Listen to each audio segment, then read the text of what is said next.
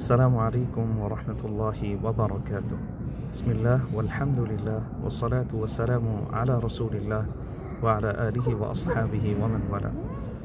যে যেখান থেকেই দেখছেন সকলকে জানাচ্ছি আন্তরিক শুভেচ্ছা এবং মোবারকবাদ। আশা করি সকলেই ভালো আছেন এবং সুস্থ আছেন। আল্লাহ রাব্বুল আলামিন আমাদের সকলকে ভালো রাখুক এবং সুস্থ রাখুক, এবং বিশেষ করে আল্লাহ রাব্বুল আলামিনের অত্যন্ত গুরুত্বপূর্ণ একটি বিধান, ইসলামের পঞ্চস্তম্ভের একটি গুরুত্বপূর্ণ আমল, আমাদের সবাইকে হজ আদায়ের তৌফিক দান করুক এবং বারংবার মক্কা মদিনায় এসে আমাদেরকে আল্লাহ রাব্বুল আলামিনের আরেকটি বিধান ওমরা আদায়ের তৌফিক দান করুক। আসলে আজকে একটি বিষয় নিয়ে আলোচনা করতে চাচ্ছিলাম। তো মূল আলোচনার পূর্বে একটি বিষয়ে কথা বলতে চাচ্ছি, একটি মৌলিক বিধান নিয়ে আলোচনা করতে চাচ্ছি। সেটি হচ্ছে যে আমরা সকলে আল্লাহ রাব্বুল আলামিনকে বিশ্বাস করি এবং আমাদের নবী মুহাম্মদুর রাসূলুল্লাহ সাল্লাল্লাহু আলাইহি ওয়াসাল্লামকে শেষ নবী হিসাবে আমরা স্বীকৃতি দিই, আলহামদুলিল্লাহ।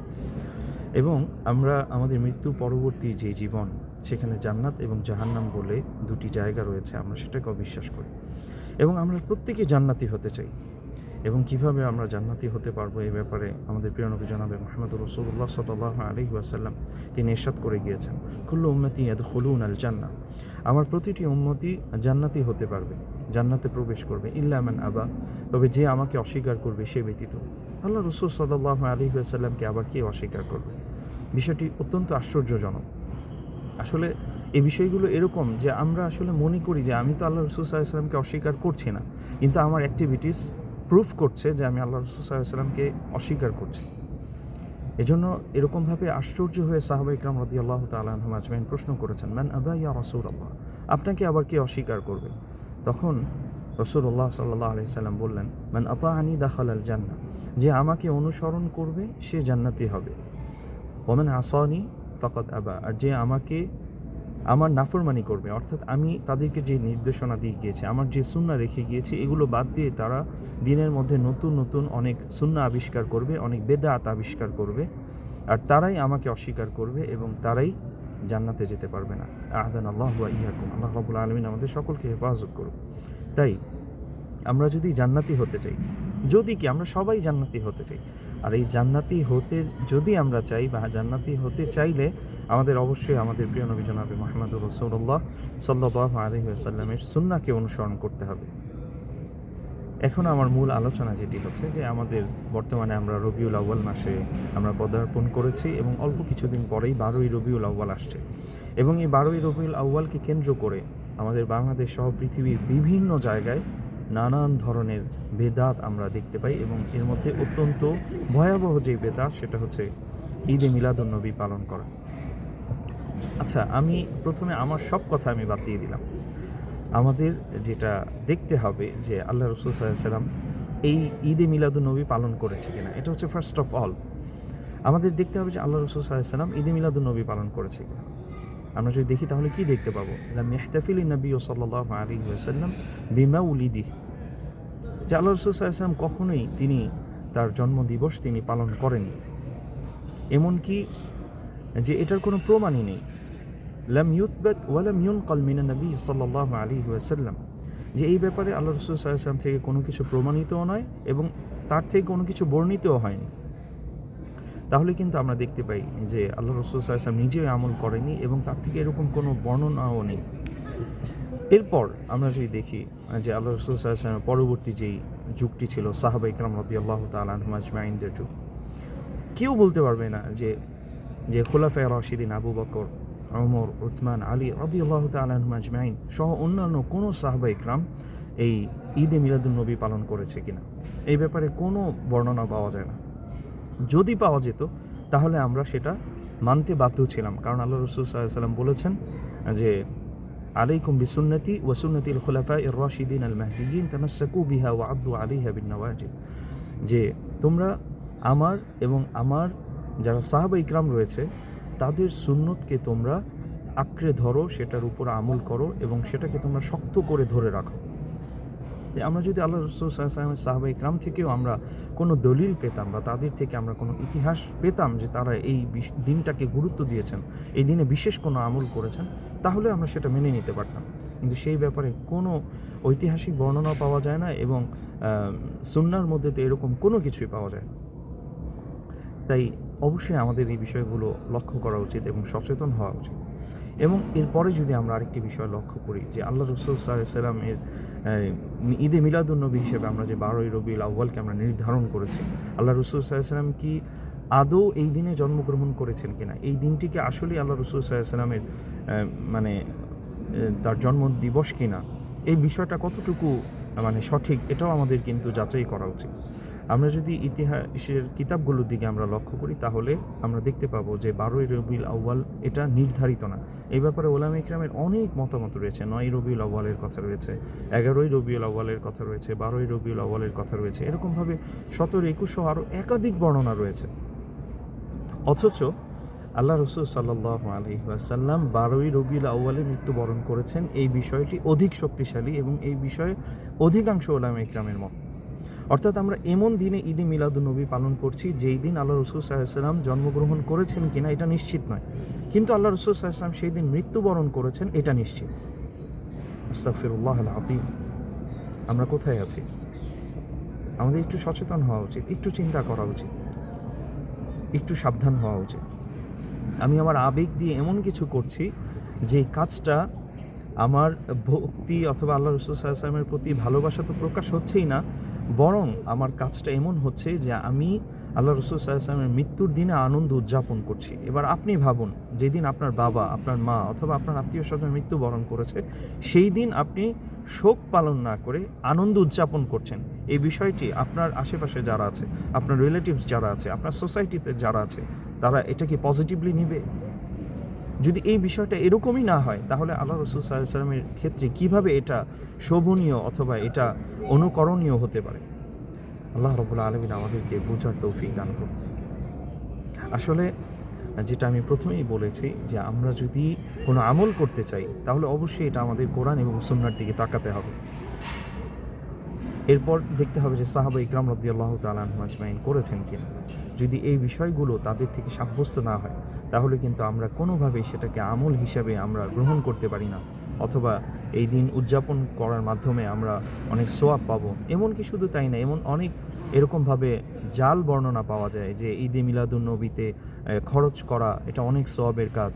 হ্যাঁ, এই ধরনের আরও অনেক বিষয় পাওয়া যায় যেগুলোর কোনোটারই সহি কোনো বর্ণনা পাওয়া যায় না।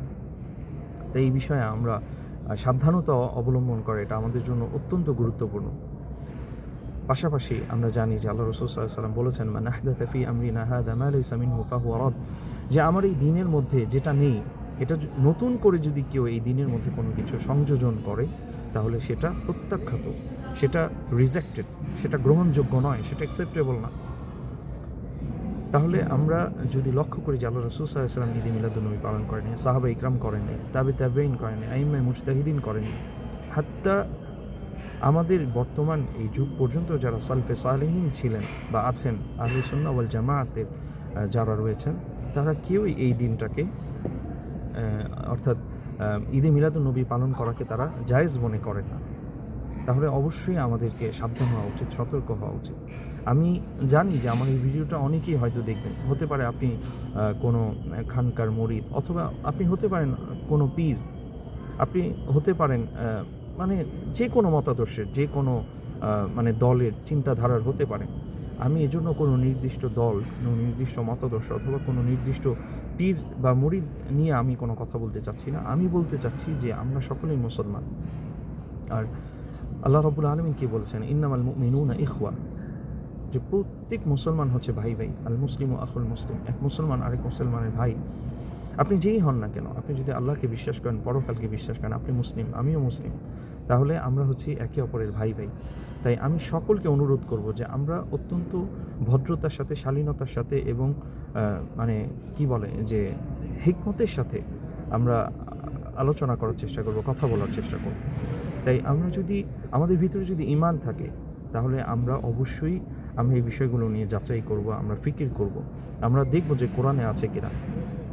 আল্লাহ রাব্বুল আলামিন কি বলেছেন, কুল ইন কুনতুম তুহিব্বুনাল্লাহা ফাত্তাবিউনি ইউহিব্বুকুমুল্লাহ, যে তোমরা যদি আমি আল্লাহকে ভালোবাসতে চাও তাহলে আমাকে অনুসরণ করো। ফাত্তাবিউনি অর্থাৎ রাসূলুল্লাহ সাল্লাল্লাহু আলাইহি ওয়াসাল্লামকে অনুসরণ করো।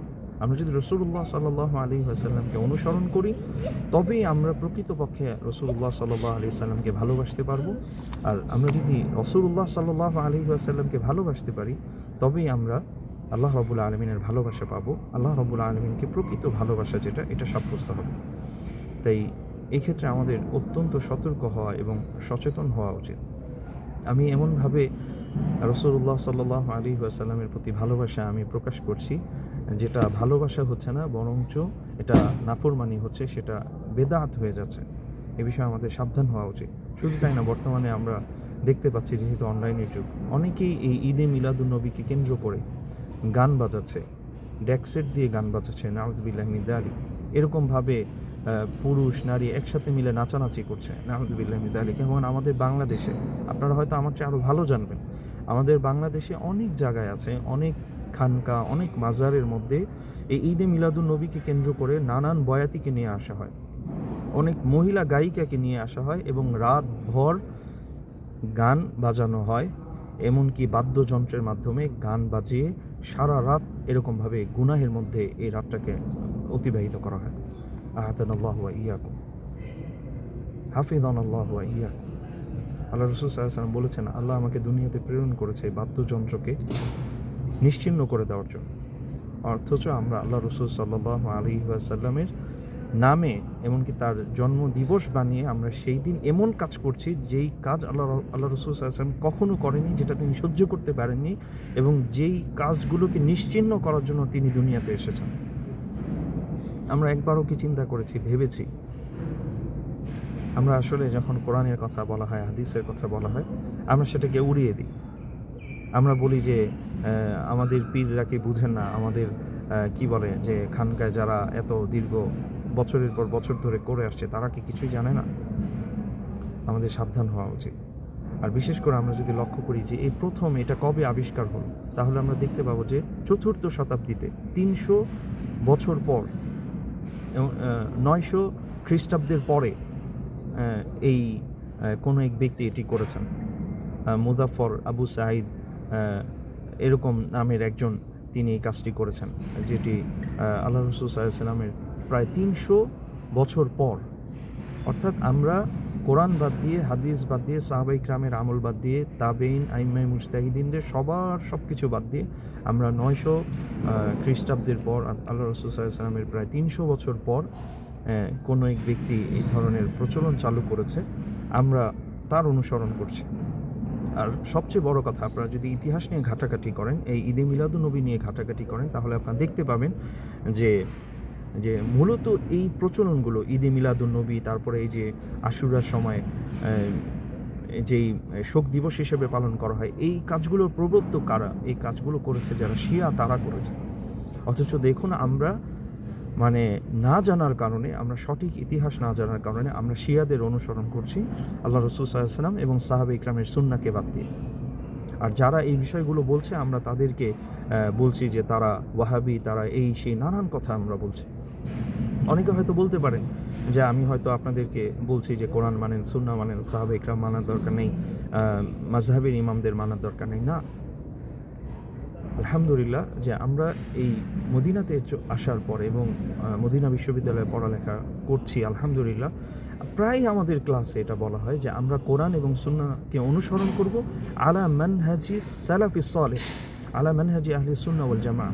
যে কোরআনকে আমি আমার নিজের মতো করে মানব না। আমি রাসূলুল্লাহ সাল্লাল্লাহু আলাইহি ওয়াসাল্লামের হাদিস পেয়ে গেলাম, বাস আমি আমল করা শুরু করব না।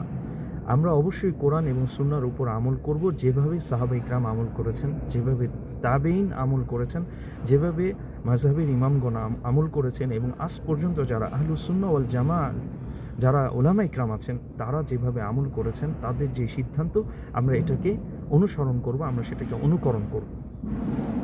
সুতরাং আমরা অবশ্যই আমরা যে কোনো বিষয়ের ক্ষেত্রে আমাদের দেখতে হবে যে এই বিষয়ে সাহাবা ইকরাম কীভাবে আমল করেছেন, তাবেঈন কীভাবে আমল করেছেন, আইম্মায়ে মুজতাহিদিন কীভাবে আমল করেছেন। এটা অত্যন্ত গুরুত্বপূর্ণ একটা বিষয়। আমরা অনেকেই মনে করি যে আরবে হয়তো মাযহাবের ইমামদেরকে অনুসরণ করা হয় না, অথবা ইমাম বুখারী, ইমাম মুসলিম সহ অন্যান্য যারা বড় বড় সালফে সালেহিন ছিলেন, তাদেরকে হয়তো অনুসরণ করা হয় না, তাদেরকে হয়তো বাদ দিয়ে দেওয়া হয়। নাউযুবিল্লাহি মিন যালিক। এটা মোটেও এটা প্রকৃত হাকিকত না বা এটা সত্য কথা না, বরঞ্চ এখানের যারা প্রখ্যাত ওলামা ইকরাম আছেন, বিন বাস, সালেহ উসাইমিন, বর্তমানে যিনি আছেন সালেহ উসাইমিন সহ সালেহ ফাউজান, সবাই তারা যথেষ্ট সালফে সালেহিন আইমে মুজতাহিদিন তাদের ব্যাপারে যথেষ্ট শ্রদ্ধাশীল এবং তাদের ব্যাপারে তারা যথেষ্ট সম্মান প্রদর্শন করেন এবং সম্মান প্রদর্শন করে কথা বলা হয়। তাই আমরা যদি সবার আমরা জীবনী দেখি, যে ইমাম বুখারী হোক, মুসলিম হোক, ইমাম তিরমিজি, নাসাই, আবু দাউদ, ইবনে মাজাহ সহ আবু হানিফা, ইমাম শাফি, ইমাম মালিক হাম্বল, আমরা কারো জীবনীতে দেখতে পারবো না যে তারা ঈদে মিলাদুন্নবী পালন করেছেন, এমনকি তারা ঈদে মিলাদুন্নবীকে স্বীকৃতি দিয়েছেন। তাই এই জন্য আমাদের এই বিষয়টা অত্যন্ত সচেতন হওয়া উচিত, সতর্ক হওয়া উচিত। আমরা যদি সত্যিই আল্লাহ রসুল সাল্লাল্লাহু আলাইহি ওয়াসাল্লামকে ভালোবাসতে চাই এবং আমরা প্রত্যেকেই আল্লাহ রসুল সাল্লাল্লাহু আলাইহি ওয়াসাল্লামকে আমাদের অন্তর থেকে ভালোবাসি, এটা কিভাবে বোঝা যায়? যখন কেউ আল্লাহ রসুল সাল্লাল্লাহু আলাইহি ওয়াসাল্লামকে নিয়ে কটূক্তি করে, সমালোচনা করে, আমরা কিন্তু সেটা বরদাস্ত করতে পারি না, আমরা সেটা টলারেট করতে পারি না, আমরা এই জন্য প্রতিবাদ করি। আলহামদুলিল্লাহ, আমাদের কয়েক বছর আগে আমাদের দেশে যখন এরকমভাবে রাসূলুল্লাহ সাল্লাল্লাহু আলাইহি ওয়াসাল্লামের শানের বিরুদ্ধে এরকমভাবে কটূক্তি করা হয়েছিল, আমরা ঝাঁপিয়ে পড়েছিলাম, আমরা আন্দোলন করেছি এবং আমরা আল্লাহ রাসূল সাল্লাল্লাহু আলাইহি ওয়াসাল্লামের প্রতি ভালোবাসা আমরা প্রকাশ করেছি, আলহামদুলিল্লাহ।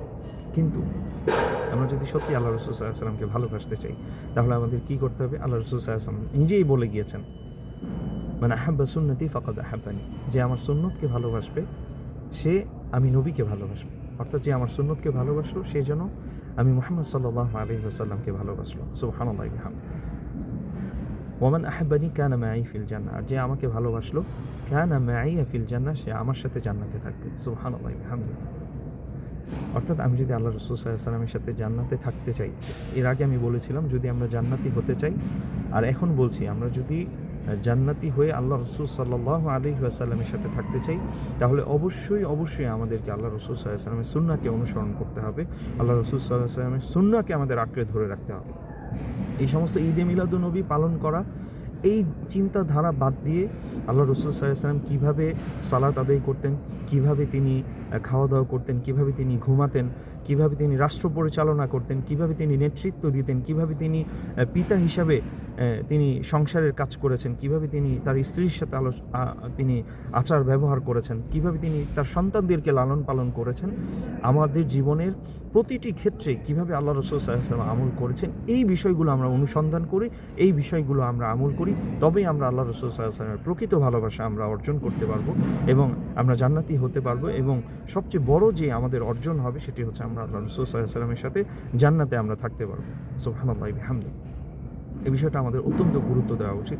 এবং আল্লাহ রাসূল সাল্লাল্লাহু আলাইহি ওয়াসাল্লাম আরেকটি যে আমাদের জন্য নসিহা করেছেন, মূল নীতি আমাদেরকে বলে গিয়েছেন, সেটি হচ্ছে যে আলাইকুম বিসুন্নতি ওয়া সুন্নাতিল খুলাফায়ে রাশিদিন আল মাহদিয়িন, যে তোমাদের জন্য আমার সুন্নাহ এবং আমার সাহাবাদের সুন্নাহ আমি তোমাদের জন্য রেখে গেলাম, এইটাকে আঁকড়ে ধরা, এটাকে গ্রহণ করা তোমাদের জন্য আবশ্যক। তামাসসাকু বিহা ওয়া আদু আলাইহা বিন নাওয়াজিদ, তোমরা এটাকে সাধ্যমতো আঁকড়ে ধরে রাখো এবং তোমরা শক্ত করে সেটা কামড়ে ধরে রাখো, তোমাদের দাঁত দিয়ে তোমরা সেটাকে আঁকড়ে ধরে রাখো। সুতরাং আমরা আমাদের জীবনের প্রতিটা ক্ষেত্রে আমরা আল্লাহ রাসূল সাল্লাল্লাহু আলাইহি ওয়াসাল্লামের সুন্নাহকে অনুসরণ করার চেষ্টা করি এবং তার যেই প্রিয় সাহাবা ইকরাম ছিলেন তারা কিভাবে আমল করেছেন, তারা কি বলে গিয়েছেন, এই বিষয়গুলোকে আমরা প্রাধান্য দেওয়ার চেষ্টা করি। 300 বছর পরে, 900 খ্রিস্টাব্দের পরে কোনো এক শিয়া অথবা এরকমভাবে এমন কেউ করে গিয়েছেন যেটা অধিকাংশ সালফে সালেহিন, অধিকাংশ আহলুস সুন্নাহ ওয়াল জামাআতের উলামা ইকরাম বলছে যে এটা জায়েজ না, এটা বেদাত। এই বিষয়গুলো থেকে আমাদের সাবধান হওয়া উচিত, সতর্ক হওয়া উচিত। আমি অত্যন্ত কি বলে যে অনুরোধ করব বা আমি হাত জোর করে আমি একটি বিষয় আমি অনুরোধ করব, সেটি হচ্ছে যে আমরা আমাদের যে আমরা দল হই অথবা আমরা যে কোনো মতাদর্শের অনুসারী হই না কেন, আমাদের না আসলে দ্বীনের ক্ষেত্রে, ইসলামের ক্ষেত্রে সব দল, সমস্ত মতাদর্শ, চিন্তাধারা সব কিছুকে বাদ দিয়ে কোরআন সুন্নাহকে প্রাধান্য দেওয়া উচিত, সাহাবা ইকরামকে প্রাধান্য দেওয়া উচিত, আইম্মায়ে মুজতাহিদিনকে প্রাধান্য দেওয়া উচিত। আসলে বর্তমানে আমাদের বাংলাদেশের সবচেয়ে বড় একটা সমস্যা হচ্ছে আমরা কেউ না কেউই আমরা নানান দল, মতাদর্শ, চিন্তাধারা, অমুক পীরের মুরিদ, অমুক আমরা না প্রত্যেকটা দল আমরা প্রতিষ্ঠায় আমরা লিপ্ত। কিন্তু এদিকে আমরা ইসলামের যে কত বড় ক্ষতি করে ফেলছি এই বিষয়ে আমাদের কোনো খেয়াল নেই। তাই আমি বলবো যে সমস্ত দল মতাদর্শ সব কিছুর ঊর্ধ্বে আমাদেরকে ইসলামকে প্রাধান্য দেওয়া উচিত। আমার পড়ালেখা, আমার মদিনায় পড়ালেখা হোক অথবা পৃথিবীর যে কোনো দেশে আমার পড়ালেখা হোক, আমার বড় আলেম হওয়া, স্কলার হওয়া, এগুলো যেন আমার কোনো দল বা মতাদর্শকে প্রতিষ্ঠার জন্য না হয়। এগুলো যেন ইসলামকে প্রতিষ্ঠা করার জন্য, কোরআন সুন্নাহকে বাস্তবায়ন করার জন্য হয়। আমি যখন এই সব কিছু থেকে নিজেকে আমি মুক্ত করতে পারবো, তবেই আমি প্রকৃত কোরআন সুন্নাহ এবং সালফে সালেহিনদের যেই কোরআন সুন্নাহর ব্যাপারে তাদের যে মতাদর্শ, তবেই কিন্তু আমি সেটা গ্রহণ করতে পারব। আল্লাহ রাব্বুল আলামিন আমাদেরকে সবাইকে বুঝার আমলের তৌফিক দান করুক। আমার এই কথায় যদি কেউ কষ্ট পেয়ে থাকেন, আমি আন্তরিকভাবে ক্ষমা প্রার্থী, আন্তরিকভাবে আমি ক্ষমা চাচ্ছি। আমার মূল লক্ষ্য এবং উদ্দেশ্য হচ্ছে যে আমরা যেই সুন্নাহর নামে আমরা যেই বর্তমানে যে আমরা ভুলগুলো করে যাচ্ছি, এই বিষয়ে যেন আমরা সতর্ক হই, এই বিষয়ে যেন আমি সাবধান হই। আর সবচেয়ে বড় যে বিষয়টা, আমরা সকলেই মৃত্যুবরণ করব এবং মৃত্যুর পরবর্তী জীবনটাতে যেন আমরা সফল হতে পারি। আমরা সেখানে যে সবচেয়ে বড় যে সাফল্য জান্নাতি হওয়া, আমরা যেন সেটা সবাই অর্জন করতে পারি। এই বিষয়টার দিকে যেন আমরা সকলেই সচেতন হতে পারি, সাবধান হতে পারি। আল্লাহ রাব্বুল আলামিন আমাদের সবাইকে তৌফিক দান করুক, আমাদের সবাইকে প্রকৃত রসুল প্রেমিক হওয়ার তৌফিক দান করুক। এবং সবচেয়ে বড় যে বিষয়টা, আল্লাহ রসুল সাল্লাল্লাহু আলাইহি ওয়াসাল্লামের সুন্নাহ, আমাদেরকে অধিক পরিমাণে আমল করার তৌফিক দান করুক। এবং যত বিদআত আছে, আমাদেরকে সমস্ত বিদআত থেকে আল্লাহ রাব্বুল আলামিন আমাদেরকে বিরত রাখুক। এই আশা আকাঙ্ক্ষা কামনা নিয়ে আজকের মতো এখানেই শেষ করছি এবং সকলের কাছে দোয়া চাচ্ছি আল্লাহ রাব্বুল আলামিন যেন আমাদের সবাইকে দ্বীনের জন্য, ইসলামের জন্য কবুল করে এবং আমরা যেন সকলেই জান্নাতি হতে পারি। আল্লাহ রাব্বুল আলামিন যেন সেই তৌফিক আমাদের সকলকে দান করেন। আসসালামু আলাইকুম ওয়া রাহমাতুল্লাহি ওয়া বারাকাতুহু। যে যেখানেই আছেন, যেখানেই থাকুন না কেন, ভালো থাকুন, সুস্থ থাকুন, এই আশা এবং আকাঙ্ক্ষা নিয়ে আজকের মতো এখানে বিদায় নিচ্ছি। আসসালামু আলাইকুম ওয়া রাহমাতুল্লাহি ওয়া বারাকাতুহু।